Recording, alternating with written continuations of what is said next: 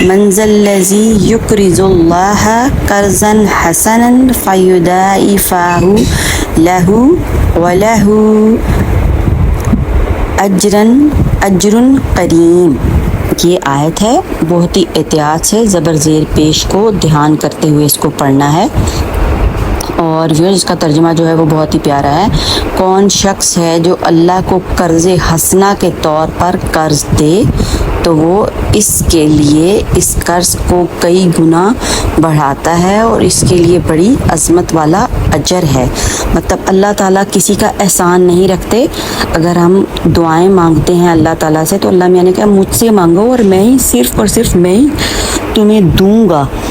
तो इसलिए दुआओं का एहतमाम ज़रूरी करना चाहिए। और अगर हम किसी से मांगते हैं तो फिर हमें कोई एक दिन हमारी मदद करेगा, 2 दिन मदद करेगा, उसके बाद वो खामोश हो जाएगा और हमारी मदद नहीं करेगा।